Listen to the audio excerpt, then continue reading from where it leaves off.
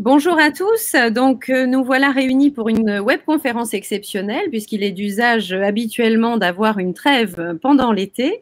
Le professeur Gaudin nous a fait l'amitié d'accepter d'être avec nous ce soir et Daphné de Villers, qui est psychologue, qui va pas tarder à nous rejoindre, sera avec nous également. Donc, tout d'abord, comme il est d'usage, on va faire les vérifications techniques. Donc, vous le savez, vous utilisez le chat. Il y a Annie qui déjà nous donne le bonsoir de Limoges. Donc, en tout cas, ça fonctionne avec Limoges. Merci à tous d'en faire de même. Bonsoir Sophie, bonsoir à tous. Donc, on va pouvoir continuer. Le mode de communication, donc, c'est celui que vous utilisez actuellement. On ne change rien. Et donc, ce soir, comme je vous le disais, le professeur Gaudin, Daphné de Villers, qui est psychologue, et Nathalie, qui est aussi en train de tenter de nous rejoindre pour aborder avec nous. Et voilà, ça y est, j'ai réussi à inviter Nathalie. On a gagné quelque chose. Donc, ce soir, le sujet, c'est la relation patient-médecin. Salut Nathalie. Bonjour. Bonjour. Donc, en attendant que Daphné nous rejoigne, elle est là, j'essaie de l'attraper. Et normalement, on devrait être là tous les quatre. C'est pas si mal. Avec 1 minute du démarrage, c'est pas si mal. Donc, j'attends une seconde que Daphné soit là. Et donc, en attendant que Daphné soit… Coucou. Bonsoir. Bonsoir. Donc, tous les intervenants sont réunis. On est quand même le 17 juillet. C'est quand même une belle réussite. Donc, pour commencer, je vous partage la vidéo des 35 ans de Landard. Alors, Ludivine au secours. C'est l'été, c'est compliqué. Hein, on sent que ça roule moins que pendant l'année.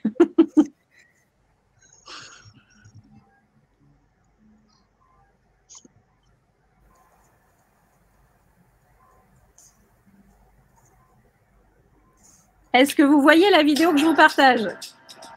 Ouais, ça y est, c'est pas ça. Ouais, c'est bon.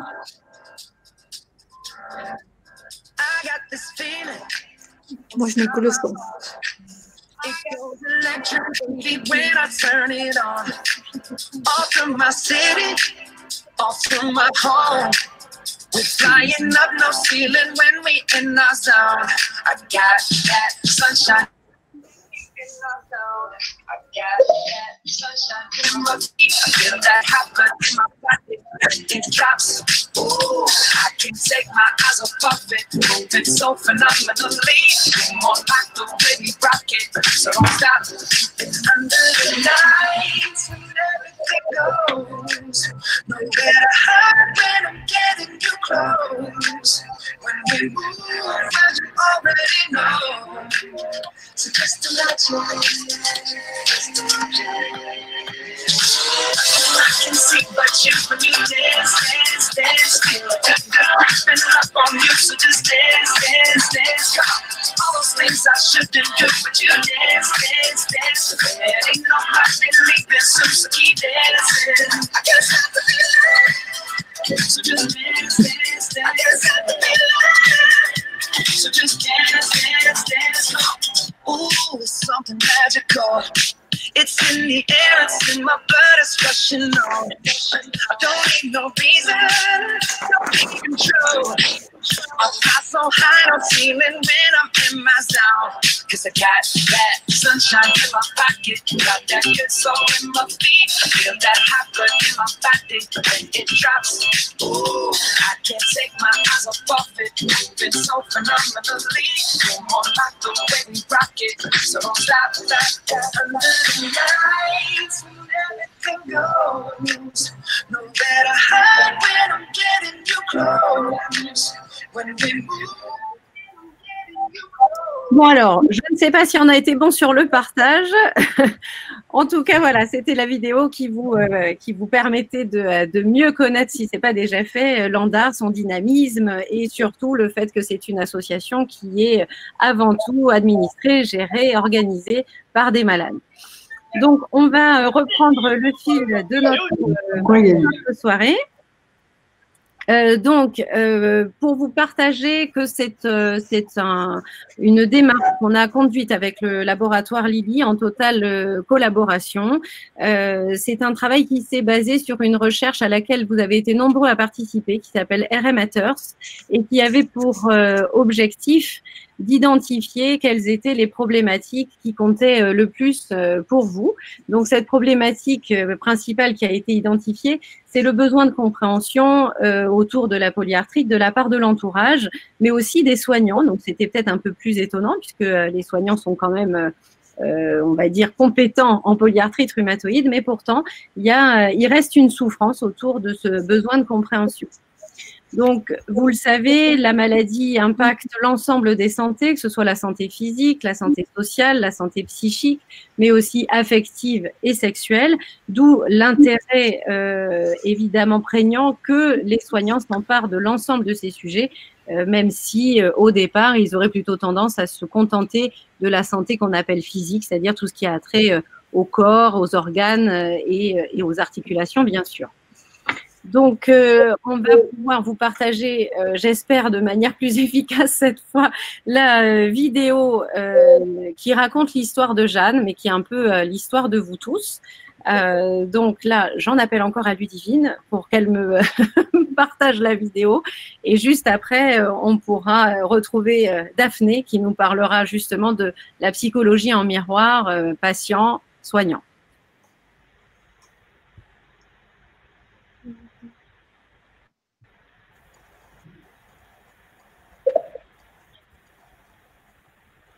Donc là, on ne la voit pas à l'écran.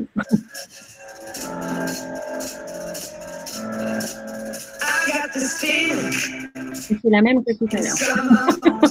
C'est un fiasco, hein, on va quand même le dire. On a un problème de partage vidéo ce soir. C'est bien dommage parce que cette vidéo était quand même assez importante. On vous l'a partagée dans le chat. Ah là voilà, ça y est. Les choses sont en train de s'arranger. Comment vas-tu ce matin, chérie? Je vais bien. Comment vas-tu ce matin, chérie? Je connais déjà le manche empereur, le manche royal, le manche au papou et le grand pingouin. Est-ce que tu vas bien, maman? Je vais bien. Je vais bien.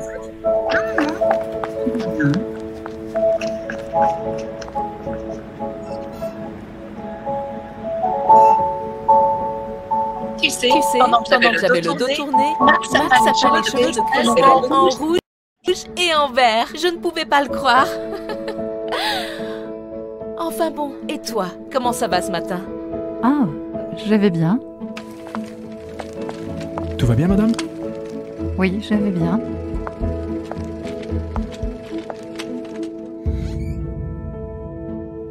Jeanne?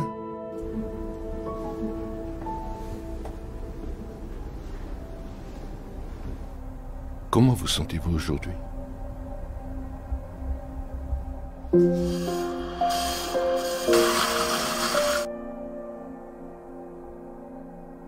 Appelle-moi si tu as besoin de quelque chose. Oui, d'accord. File.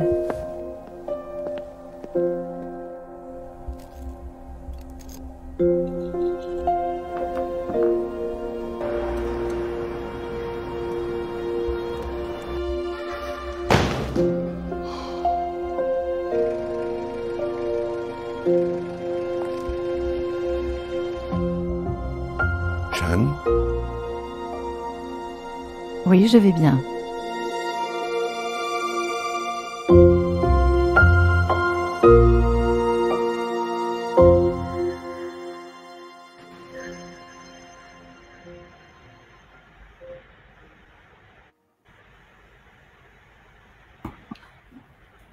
Alors, comme un bonheur n'arrive jamais seul, Daphné a été déconnectée pendant qu'on regardait la vidéo. Donc, c'était normalement elle qui, maintenant, nous abordait la relation en miroir. Donc, on va attendre que Daphné puisse nous rejoindre à nouveau. Je vérifie simplement qu'elle n'est pas là. Et elle est là. Donc, je la fais remonter sur scène. pour qu'elle puisse justement aborder ce sujet-là, puisque Daphné est psychologue et a travaillé sur ce beau projet avec nous, avec Philippe également, Gaudin qui est là. Donc Daphné, c'est à toi. Bon, ça y est, je suis de nouveau reconnectée, je peux vous parler. Je n'ai pas eu la chance de revoir encore la vidéo de Jeanne, mais que je connais déjà. Et c'est vrai que c'est intéressant parce que c'est une vidéo qui illustre vraiment cette relation en miroir et on se rend compte au départ que Jeanne essaie vraiment de cacher, de se protéger elle-même, de protéger son entourage également de ce qu'elle vit. Et ça va se retranscrire également, et on s'en rend compte à la fin, dans la relation patient-médecin, où elle aura cette même tendance, malgré ses difficultés, à minimiser. Et tout l'intérêt de cette mise en scène, c'est de pouvoir retrouver comment on va pouvoir parler avec les patients pour réussir à leur faire parler, leur permettre de dire leur véritable souffrance, leur véritable quotidien, et non pas ce qu'on peut imaginer ou juste se tenir à ce qui est dit en entretien, mais d'aller chercher plus loin. Et c'est vraiment la base de la construction de l'outil que nous avons construit tous ensemble. Après, ce qui paraît intéressant là-dedans, c'est que dans la manière de communiquer, on se rend compte que la difficulté, elle est vraiment réciproque, elle est des deux côtés. Elle est aussi bien du côté du patient, qui a du mal à dire, qui se demande toujours s'il a le droit de dire, s'il a le droit de prendre le temps aussi de s'exprimer, et celui du médecin qui peut aussi dire, oui, mais si je m'engage dans des échanges, des choses qui sortent un peu de la maladie, du traitement, ça va durer combien de temps? Est-ce que je saurais comment répondre? Et ça crée énormément de non-dits et on n'a plus du tout d'authenticité dans l'échange qu'il peut y avoir. Donc il y a vraiment un travail des deux côtés, aussi bien à faire du côté du patient que du médecin. Et c'est là où l'outil est vraiment intéressant, c'est de pouvoir proposer les deux, en fait, d'aider à la fois le patient à s'exprimer et d'aider le médecin à pouvoir poser d'autres questions et aborder d'autres thèmes. Ok, merci Daphné. Excuse-moi, je lisais le commentaire d'Alex. C'est pas coutumier. Normalement, on lit les commentaires qu'à la fin, mais je peux pas m'en empêcher parce que je pense que vous allez pouvoir tous les trois réagir. Alex nous dit bonsoir. Quand on surnomme la seule spécialiste de polyarthrite dans la région 3 minutes 30 €, comment réagir même si tous les protocoles sont bien appliqués? Ouais, c'est le professeur Gaudin. Ouais. Philippe, tu veux réagir à ce commentaire? Bon, oui. Je voudrais simplement aussi rebondir sur le film. Il y a des choses qui sont très intéressantes, comme par exemple les questions qui sont complètement fermées. À savoir, on rencontre un patient ou une patiente, ça va, la seule face, c'est complètement fermé et c'est oui, c'est non. Et au contraire, je pense que l'attitude, c'est d'abord de se mettre à côté du patient et pas en face. Et c'est de pouvoir ouvrir la discussion en disant « Aujourd'hui, racontez-moi quelle est votre journée, comment vous sentez-vous, comment allez-vous ?» de façon à faire parler le patient. Et puis au fur et à mesure, on redirige l'interrogatoire, on recanalise un petit peu les choses si ça part dans tous les sens. Mais je pense que c'est très important de faire parler les gens et non pas d'attendre la réponse qui nous satisfait. Nathalie, pour faire le lien avec ce que disait oui, moi, quand je vois Jeanne, je me reconnais évidemment dans elle, au départ en tout cas de la maladie. Moi, j'ai pas appris à mener un entretien avec un médecin quand on a une maladie chronique. Tout ça, c'est nouveau. Il faut s'y faire. Il y a des codes. Il y a aussi son éducation qui fait qu'on est un peu intimidé par le médecin qui sait. Vous ne savez pas. Donc, moi, j'ai eu beaucoup de difficultés à mettre en place une relation de confiance au-delà de la maladie, en fait. Donc, au début, je disais pas que j'avais mal, je ne prenais pas mes médicaments correctement, je ne le disais pas. Enfin, voilà, j'avais une relation complètement faussée parce que c'était difficile d'être authentique parce que je ne savais pas où j'allais et que je ne savais pas faire non plus. Donc, d'où l'intérêt de cet outil, mais on en reparlera tout à l'heure.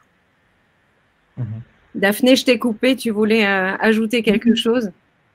Oui, je voulais faire le lien aussi avec cette notion de temps, parce qu'effectivement, les questions ouvertes sont forcément les plus intéressantes et celles qui amènent les réponses les plus vraies.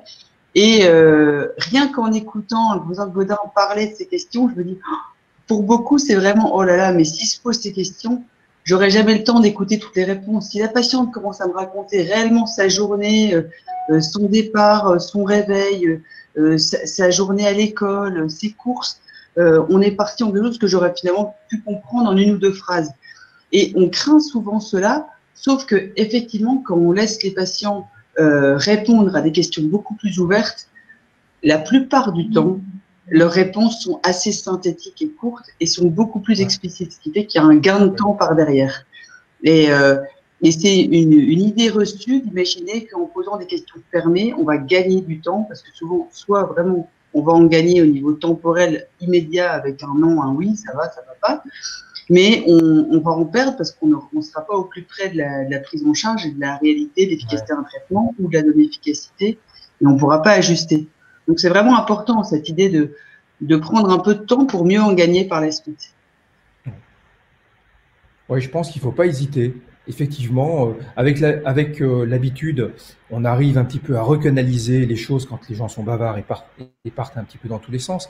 Mais globalement, on apprend beaucoup de choses en laissant parler les gens et en les écoutant. Et effectivement, je pense que c'est un gain de temps. Et une consultation de 30 minutes, on a largement le temps d'écouter les gens. Ouais. Oui, et je vois aussi là dans les commentaires comment on fait avec les médecins qui regardent que leur ordinateur.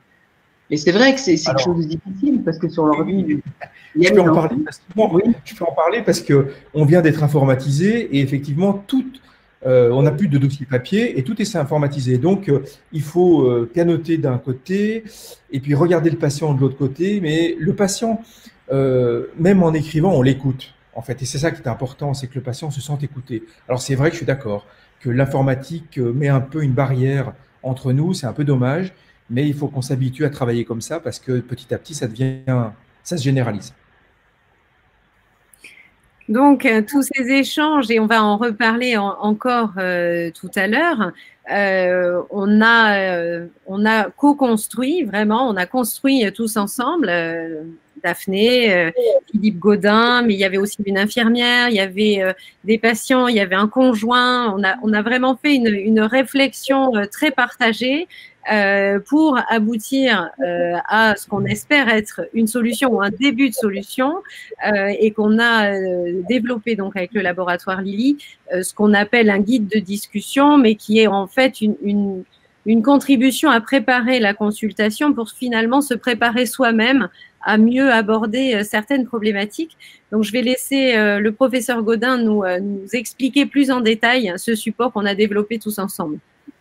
Oui, merci Sonia. Alors effectivement, vous allez me dire encore un document, est-ce que ça va vraiment nous aider?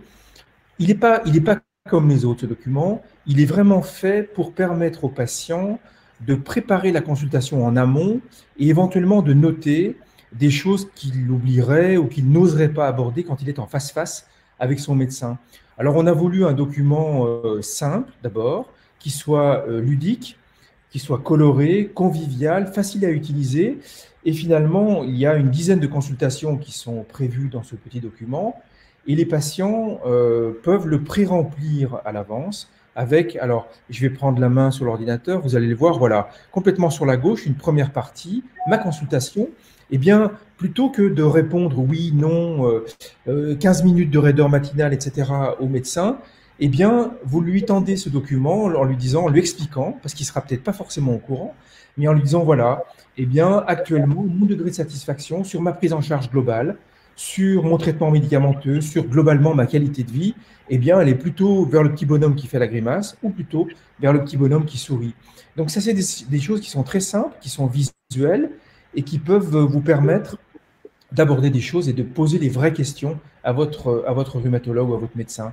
Et c'est pareil, la deuxième partie, quel est mon état général ces dernières semaines? Là encore, pas bien, vous voyez moyen, bien ou très bien.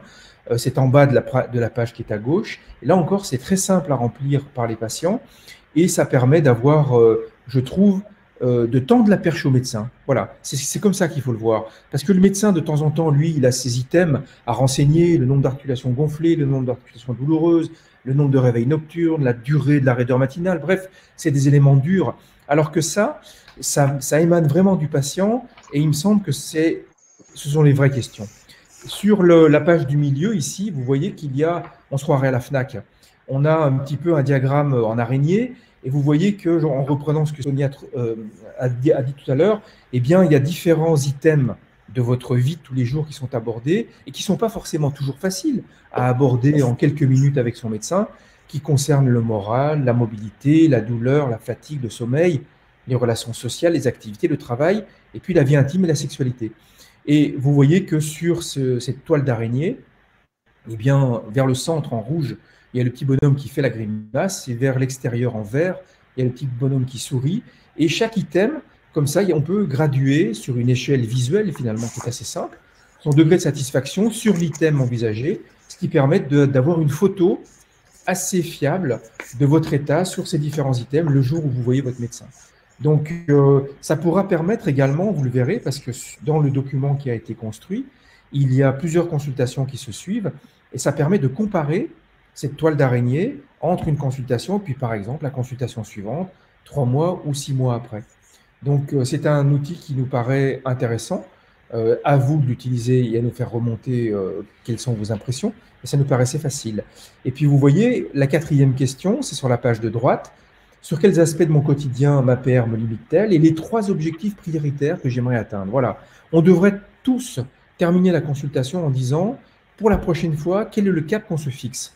Est-ce que c'est d'avoir moins mal? Est-ce que c'est d'avoir un traitement mieux toléré? Est-ce que c'est de reprendre l'activité physique? Est-ce que c'est de mieux dormir? Est-ce que c'est d'être moins fatigué? Tous ces items-là, c'est des choses qui sont importantes. Et puis, à la fin, ça ne figure pas sur la diapositive qu'on vous présente, mais il y a une dernière place pour les questions ouvertes, si vous avez des questions à poser qui sont hors champ par rapport à ce qu'on vous propose dans ce petit guide. Donc voilà, il est sans prétention, mais il veut simplement essayer de donner un outil pour aborder des points qui peuvent être difficiles à aborder comme ça, de façon abrupte, avec votre médecin traitant ou votre rhumatologue. Voilà, Sonia. Merci, très bien présenté. Bravo, le porte-parole de tout le comité de pilotage. Daphné, si tu veux peut-être faire un commentaire autour du guide. Oui, ce que je trouve vraiment intéressant dans le guide par rapport à ça, c'est qu'on change vraiment de mode de communication, on sort vraiment de la PR. Et ce qu'on disait, on se rend compte que ce document, il est applicable, voilà, à la manière d'être en relation avec le patient dans l'abord de tout problème de santé finalement. Parce que ce qui est important pour le patient, c'est de savoir comment il vit ces problèmes de santé, quel est son niveau de douleur, sa fatigue bien sûr, mais finalement comment est son sommeil là-dedans, comment ça interagit sur ses relations. Donc tous les aspects sont abordés, ou je pense en tout cas qu'on a quand même ratissé assez large par rapport à ça, et ça permet vraiment de toucher le patient dans ce qu'il est, dans ce qu'il vit, et d'envisager la maladie vraiment sous un autre angle, au plus près et dans la singularité du patient qu'on a devant nous. Donc c'est vraiment intéressant dans les deux sens, pour une meilleure prise en charge et une meilleure relation. Je pense que c'est un point important parce qu'il faut que les rhumatologues intègrent dans leur travail quotidien, certes, des éléments que je qualifie de durs dans l'examen de leurs patients. Je parlais tout à l'heure du nombre d'articulations douloureuses, gonflées, etc. Mais il faut aussi qu'ils intègrent dans leur consultation la vraie problématique des patients et celle qui vraiment leur empoisonne la vie de tous les jours. Ça, c'est important et c'est un peu l'esprit de ce guide. Je voudrais juste ajouter que quand moi je suis tombée malade, on a soigné ma polyarthrite rhumatoïde. Et aujourd'hui, quand je vais chez un médecin, on regarde l'ensemble de ma vie et dans ma vie, il y a une polyarthrite. Et effectivement, c'est vraiment, ça change tout. Et donc, pour moi, ça me rend bien plus heureuse d'être considérée comme une personne avec une maladie chronique plutôt que quelqu'un qui porte une maladie chronique sur laquelle on va s'attarder. Oui. C'est pas que la maladie, voilà. Et ça fait un vrai changement, à la fois pour se soigner, pour vivre, voilà, c'est assez intéressant. Oui, complètement. Et donc, Nathalie, toi, oui, on a vraiment un échange. Je t'ai pas entendu, Daphné. Je t'en prie. Non, je dis du coup, on a vraiment un échange entre deux personnes avec chacun ses compétences. plutôt que un échange voilà, sur la maladie uniquement. Exactement. Et du coup, ça change aussi la relation du médecin envers le patient. Enfin, moi, je me souviens, je rencontrais une technicienne, quelqu'un qui s'occupait uniquement des articulations, uniquement de mon DAS28 et des médicaments. Mais une fois la relation changée, parce qu'elle a changé au fil du temps, même avec la même personne, et ben, du coup, j'avais une relation avec cette rhumato qui était de femme à femme, en fait, de personne à personne. Elle avait, pour moi, elle comprenait l'intégralité de ma problématique. Côté boulot, surtout, elle m'a beaucoup aidée pour ça. Et moi, je la voyais pas comme quelqu'un de très technique. Je la voyais comme quelqu'un qui faisait attention à moi. Ça a vraiment changé les choses. Donc là, on voit dans les commentaires que certains commencent à se demander, mais c'est bien joli, mais où est-ce qu'on se procure ce guide? Donc, c'est un guide qui va être mis à disposition à partir de la rentrée sur 2 canaux. Bien sûr, auprès de l'association, on pourra vous en remettre, mais le laboratoire fait aussi un gros travail de diffusion auprès des soignants et notamment des médecins. Donc, vous pourrez aussi solliciter vos médecins pour l'obtenir. Et n'hésitez pas d'ailleurs à leur réclamer, parce que si vous leur réclamez, ça va aussi générer leur intérêt autour de cette démarche. Et je pense que vous êtes tous un peu vecteurs du succès de ce support-là. Donc voilà, je vous y encourage fortement, vous y encourage tous. Nathalie, je voulais quand même te demander qu'est-ce que tu en penses de ce guide au niveau de l'appropriation. Est-ce que tu vois très bien comment tu vas lui donner une place dans ta prise en charge? Oh oui, bien sûr, même avec 20 ans de polyarthrite, il y a encore des sujets sur lesquels je ne suis pas à l'aise ou des sujets sur lesquels je fais l'impasse, volontairement ou involontairement, bien sûr. Mais je pense que ça va m'aider justement à aller dans des secteurs, dans des zones de ma vie que je n'ai pas abordées jamais. Je pense notamment à la santé sexuelle. Moi, quand je suis tombée malade, j'étais une jeune femme de 32 ans, donc voilà, en plein épanouissement, je voulais des enfants, voilà. Et je n'ai jamais abordé cette question avec ma rhumatologue parce que moi-même, je pense, je me suis autocensurée en me disant c'est finalement pas son périmètre. Et puis voilà, puis j'ai pas été suivie sur ce plan-là, par exemple. Elle ne m'a pas posé de questions, je n'ai pas posé de questions. On était très à l'aise sur l'histoire de faire des enfants, ça oui. Une grossesse, une planification, alors ça on était très à l'aise. Mais encore une fois, pour faire des enfants, il faut faire l'amour. Et pour faire l'amour, il faut avoir envie, il faut être à l'aise avec ça, et il faut pouvoir se dire pourquoi je suis tout le temps fatiguée, et donc j'ai pas forcément toujours envie, je suis pas toujours disponible. Et donc finalement, on n'abordait pas cette question-là. Donc, on prenait le train un peu quand il avait démarré. Ça a été extrêmement dommage. Et je pense que pour ça, pour ce problème-là notamment, je pense que ce guide de discussion est essentiel. Alors, effectivement, les rhumatologues, il ne faut pas se leurrer, ne vont pas prendre à leur charge tout ça, mais effectivement, ça permet d'orienter à ce moment-là le patient, de lever le voile sur un secteur de sa vie qui était mis sous le boisseau, et ça permet à ce moment-là de l'orienter sur des professionnels compétents. Oui, c'est ça, ça ne doit pas forcément être abordé complètement et solutionné par le rhumatologue, mais c'est quand même une manière de signifier que toutes ces difficultés font partie des problèmes annexes à la polyarthrite et à la maladie chronique. En fait, voilà, c'est pas étonnant, parce qu'il y a des personnes qui n'en parlent pas en disant oui, mais je suis peut-être la seule personne qui a ça, ça n'a peut-être rien à voir, c'est peut-être pas du tout lié à ma polyarthrite, et du coup, qui n'oseront pas l'aborder, ni avec le rhumatologue, ni avec un autre médecin.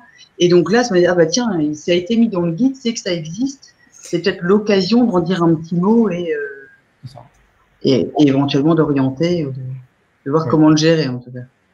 Oui, ça permet à tout à chacun de s'autoriser à aborder certains sujets dans la consultation de rhumatologie et de sortir de l'articulation, qui est quand même la tendance du médecin, et en réaction, la tendance du patient aussi.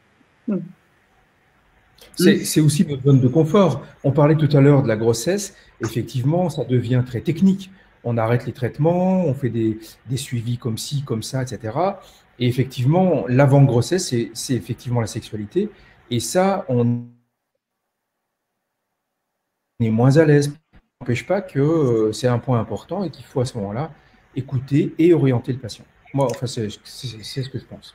Oui, puis il y a aussi une autre. Il y a aussi une autre. J'ai des problèmes de déconnexion. Je ne sais pas si vous m'entendez. Si, on t'entend. D'accord. Il y a aussi le problème que moi j'ai beaucoup occulté, c'est la fatigue. Parce que j'ai appris récemment, vraiment, et pourtant ça fait très longtemps que je suis malade, j'ai appris récemment que quand même la fatigue, c'était un facteur, un élément quand même déterminant dans la polyarthrite. Et jamais je ne parlais de cette histoire de fatigue. Alors, j'en parlais autour de moi, on me disait, écoute, tu as vu la vie que tu mènes, voilà, du transport, un boulot, un enfant, une vie voilà, qui est fatigante. Mais moi, je me sentais au-delà de ça. Enfin, je me disais, mon mari est fatigué, bon, lui, il dort devant la télé. Moi, j'étais tout le temps fatiguée, du matin au soir.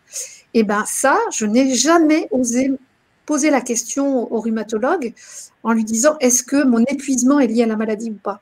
Et encore une fois, ce guide, il permet de s'autoriser à poser la question et à se dire, ça fait partie du spectre de la maladie, et pourquoi ne pas en parler? Absolument, ouais. Alors, c'est vrai qu'il y a certains sujets sur lesquels les rhumatologues ne vont pas volontiers parce qu'ils n'ont pas forcément les armes pour lutter. Vie intime, travail, fatigue. C'est certain que voilà, il y a de la réticence aussi, Philippe, parce que vous n'avez pas beaucoup de propositions à faire. Oui, mais en face de nous, on a quand même un patient.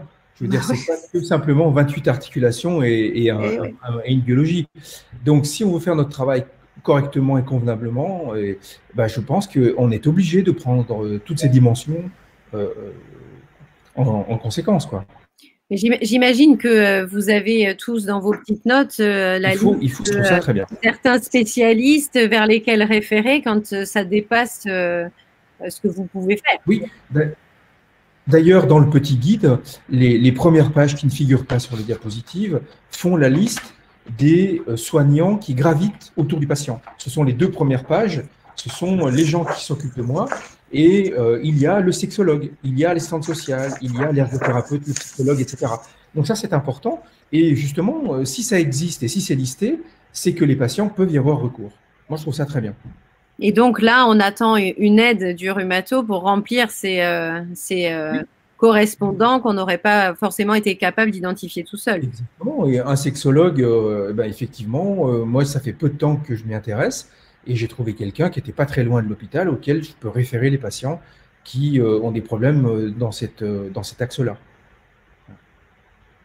Daphné, tu veux peut-être apporter un commentaire Oui, je crois que par rapport à l'orientation, que ce soit sexologue, que ce soit psychologue ou même, je veux dire, kiné ou autre, le fait que ce soit un professionnel conseillé ou en tout cas un peu connu du rhumatologue, ça rassure beaucoup les patients.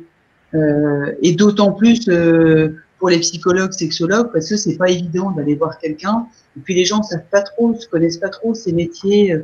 Entre les psychologues, les psychothérapeutes, les sophrologues, on voit plein de choses et les gens ne savent pas. Et le fait d'avoir cette collaboration, même en dehors de l'hôpital avec les libéraux, c'est vraiment intéressant parce que voilà, les gens vont y aller plus facilement et on va retrouver à ce moment-là aussi des psychologues qui sont capables d'entendre des douleurs physiques, des symptômes physiques, parce que parfois c'est par cet abord-là que les choses pourront se redire. Ils vont pas forcément arriver dans la continuité de la consultation avec le rhumatologue en disant voilà, on a terminé sur ma sexualité, je suis venu pour parler de ça. On est obligé de repartir en amont, de reparler de la polyarthrite, de reparler des douleurs, de reparler de la vie pour pouvoir réaborder ça. Donc c'est important de travailler en réseau avec des gens qui connaissent quand même qui connaissent les pathologies et voilà, pouvoir s'informer et échanger ensemble avant. Ok, merci à tous les trois. Peut-être maintenant pour les personnes qui sont avec nous, des questions, des commentaires autour de ce qu'on vient de partager ensemble. On est quand même content de voir que vous vous y intéressez. Dominique qui nous dit un guide vraiment nécessaire. Merci pour la diffusion. Donc je pense que ça nous conforte dans l'idée que c'était une action vraiment à mener. Alors, si vous avez des commentaires, c'est le moment. J'en profite, Philippe, d'après toi, est-ce que c'est un souci si c'est le patient qui vient avec le guide sans que le médecin soit préparé, je dirais, ou prévenu de ce support pour échanger? Ah non, absolument pas. Moi, ça ne me choquerait pas du tout de voir un patient qui arrive avec un document estampillé en d'art, par exemple. C'est un gage de qualité et c'est pas quelque chose qu'il a trouvé, je sais pas où. Ça a été pensé, ça a été fait pour lui. Donc non, ça me choquerait pas du tout. Et si le patient me pousse, parce que on sort un petit peu nous de notre zone de confort devant ce type de questions, et moi je serais très content d'avoir un patient qui me pousse à me poser des questions si je ne l'ai pas fait spontanément. Alors justement, c'est en lien avec le commentaire de Michel qui nous dit « Lors de mes visites chez le rhumatologue, je prépare une sorte de résumé de mon état, un peu comme ce qu'on prévoit dans le document. Du coup, le médecin ne me pose que rarement des questions. Peut-être devrais-je préparer les réponses et le laisser poser des questions. » Je trouve que c'est intéressant comme approche. Oui, oui effectivement, mais je pense que le patient peut préparer en amont ce qui le préoccupe. Voilà. C'est-à-dire que certes, il sait que le médecin va lui demander s'il est réveillé la nuit et si le matin, il n'arrive pas à mettre ses chaussettes ou ses sous-vêtements avant une heure de temps. Mais je pense qu'il y a des questions qui peuvent surprendre les rhumatologues sur les différents items qui sont listés. Et ça serait bien de les préparer en amont. Et finalement, docteur, sur ma fatigue, qu'est-ce qu'on fait? Et sur ma sexualité, qu'est-ce qu'on fait? Qu'est-ce que vous me conseillez? C'est ça qui est intéressant. Oui, d'aller chercher un peu le rhumato. Oui, puis il y a quand même un transfert de charge aussi, de charge mentale. Le patient, on dit toujours qu'il est au cœur de tout. Et finalement, avec ce guide-là, il y a un pont qui se fait et le patient, il n'est plus tout seul, il a un copilote avec lui. Et ça, c'est important de se dire, je partage ça aussi avec mon rhumato qui ne me jugera pas, qui peut-être ne pourra pas m'apporter de réponse, mais au moins, il y a cette espèce de transfert ou de, comment dire, je porte le fardeau avec le rhumatologue et ça, pour moi, c'est essentiel. C'est essentiel. Moi, quand j'étais malade, il y a 15 ans de ça, je faisais les démarches toute seule. C'est-à-dire que pour mon travail, je me disais, bon, moi, je vais voir une assistante sociale. Pour la mise en invalidité, c'est tout seul. Enfin, vous voyez, il y a plein de choses qu'on fait tout seul. Alors, c'est un peu la double peine. Le patient, il a sa maladie à gérer, les traitements, tout ce qui est autour, les prises de sang, les radiographies, les ponctions, les infiltrations. Et puis, il y a tout cet aspect-là aussi. Et la charge mentale de tout ça, mais ça prend une énergie folle. Et le fait d'avoir un guide, le fait de pouvoir poser les choses à son rhumatologue, mais c'est essentiel. À mon avis, c'est essentiel. D'autant que tout le monde n'a pas la ressource nécessaire pour identifier que c'est l'assistante sociale qu'il faut aller voir à tel moment, que c'est tel autre interlocuteur à tel autre moment.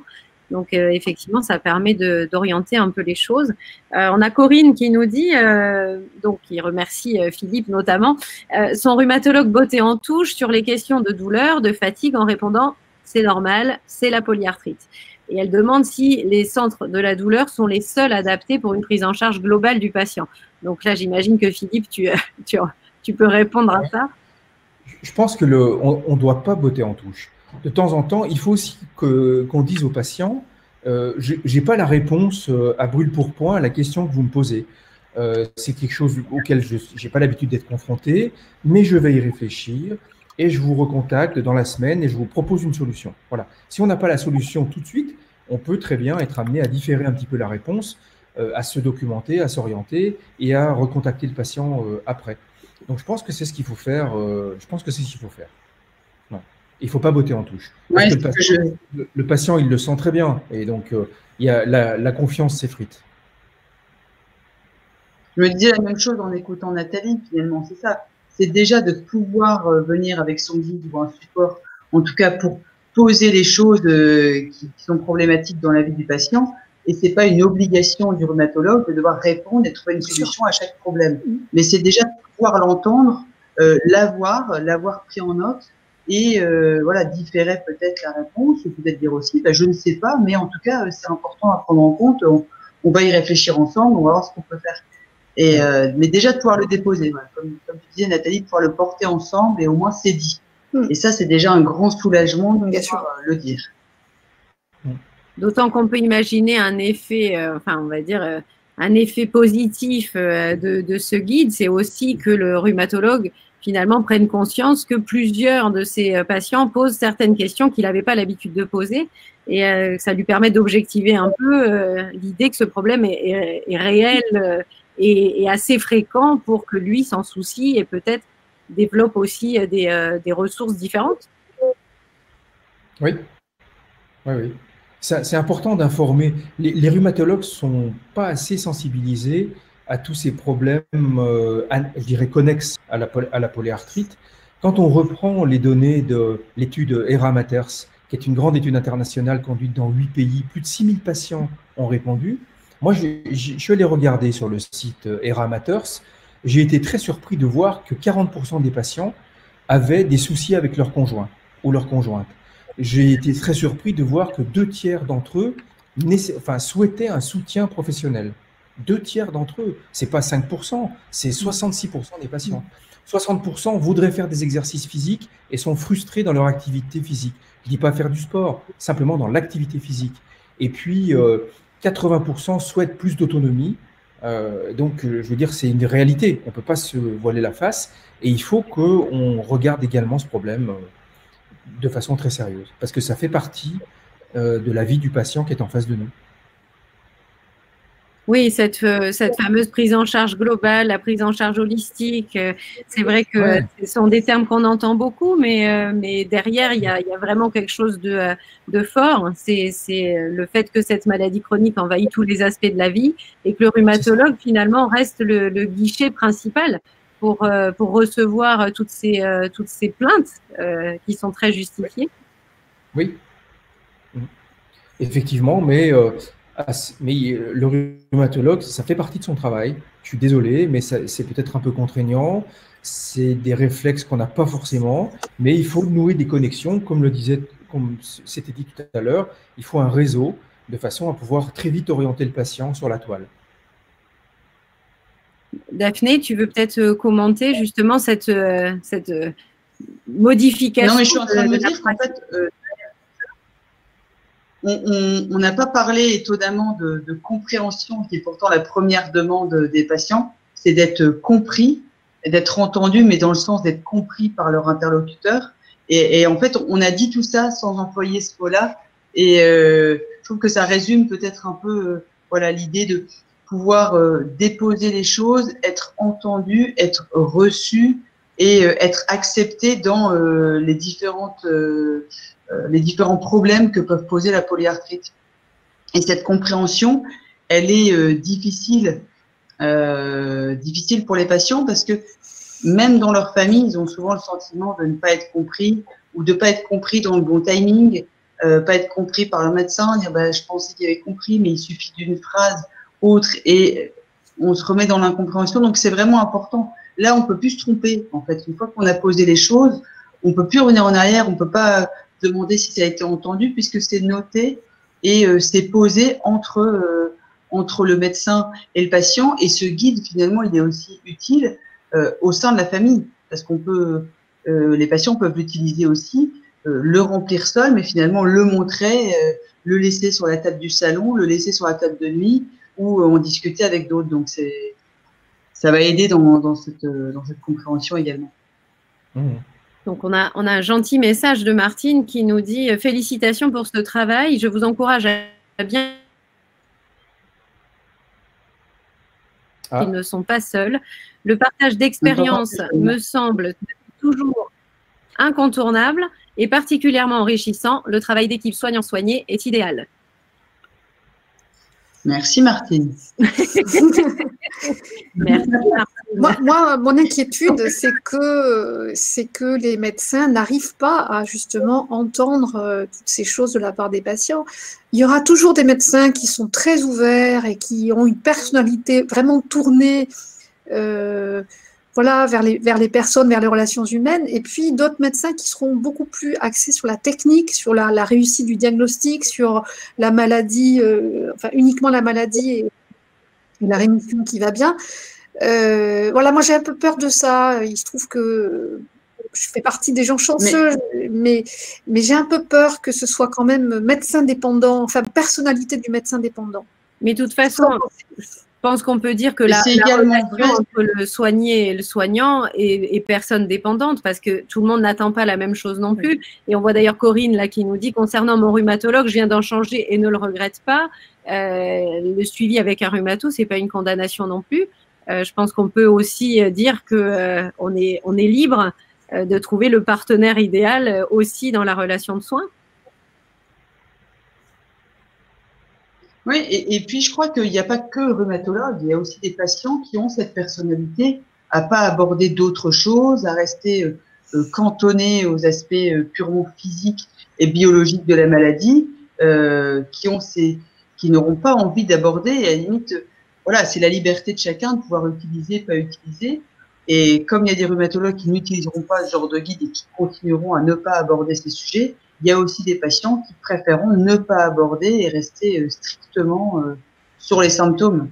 Oui, ou l'aborder avec un autre professionnel de santé, comme tu disais. Ça rejoint le commentaire de Nelly qui nous demande si le guide est juste fait pour les visites chez le rhumato ou aussi avec le généraliste. Et bien sûr, s'il y a des sujets qu'elle veut aborder ou partager avec le généraliste, le guide est tout à fait adapté. Complètement. Oui. Je rajouterai une chose sur les médecins. Effectivement, les médecins ont des tonalités un peu différentes, mais on a un important travail à faire en amont au niveau de l'enseignement. Parce que quand on regarde les cours sur la polyarthrite rhumatoïde, c'est quelque chose de très stéréotypé et de très, je dirais, scientifique. Et tout ce côté-là n'est pas abordé en enseignement. Alors, c'est vraiment hyper important d'incorporer, je pense, ou d'associer des patients à l'enseignement. Je pense que c'est un point à Lille. On est en train de réactiver les choses d'ailleurs grâce également au laboratoire Lilly, mais d'associer des patients polyarthritiques à l'enseignement sur la polyarthrite, c'est un moment qui est inoubliable pour les étudiants. Et je crois que ça les marque au fer rouge et c'est quelque chose sur lequel ils ne peuvent pas faire l'impasse plus tard. Oui, oui, effectivement, la perspective patient dès les études. Et d'ailleurs, c'était une question que nous posait Corinne dès le début en disant comment on fait pour finalement transformer son médecin, pour le former à ces approches-là. Donc, comment éduquer son médecin? Je trouvais que c'était bien tourné.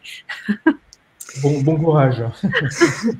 Non, puis je pense que cette façon de faire, c'est-à-dire de voir un patient dans son intégralité et pas que sur sa pathologie, ça va être, à mon avis, dans un avenir très proche, à développer, puisqu'on a de plus en plus de maladies chroniques et ça explose, on le sait.